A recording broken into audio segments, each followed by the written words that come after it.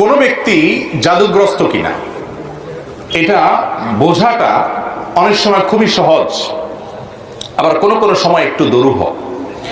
আমাদের সমাজে জাদুগ্রস্ত রোগী হিসাবে আমরা যাদেরকে জানি তারা অনেকে জাদুগ্রস্ত, আবার অনেকে মানসিক রোগী।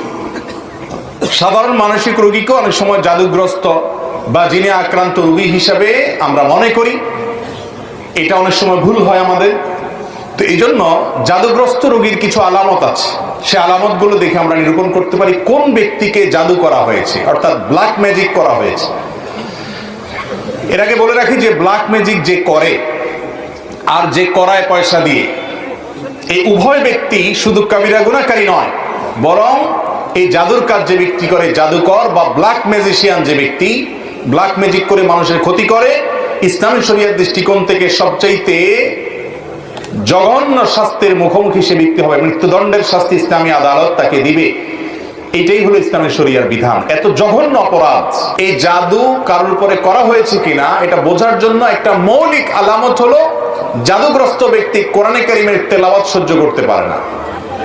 কোরআনের তেলাওয়াত সহ্য করতে পারে না। কোরআনে কারীমের তেলাওয়াত শুনে তার শরীরে, আমি নিজের চোখের সামনে দেখলাম যে তার পাগুলো, আঙ্গুলগুলো এরকম সব বাঁকা হয়ে যাচ্ছে, পুরো শরীর কোকড়ায় বোকড়ায় যাচ্ছে ভয়ঙ্কর ভাবে। কোরআনে কারীমে আল্লাহ রাব্বুল আলামিন জাদুর অস্তিত্বের কথা উল্লেখ করেছেন, জিনের উপদ্রব হয় সে কথা আল্লাহ তাআলা কোরআনে উল্লেখ করেছেন।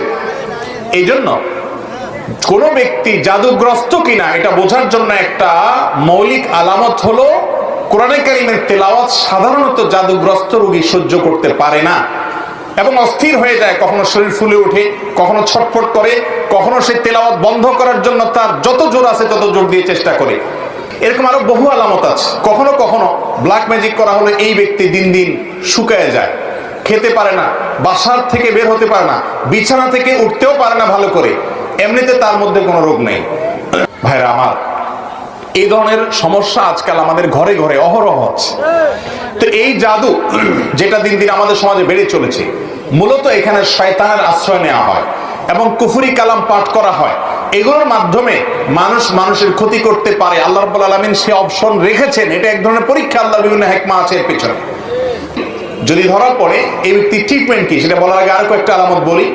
অনেক লোক আছে যাদের উপরে জিনের উপদ্রব হয়, জিন সাওয়ার হয়। জিন সাওয়ার হওয়ার একটা বড় আলামত হলো বেশি বেশি হাই তোলা, প্রয়োজনে অপ্রয়োজনে অনবরত হাই তুলতে থাকে।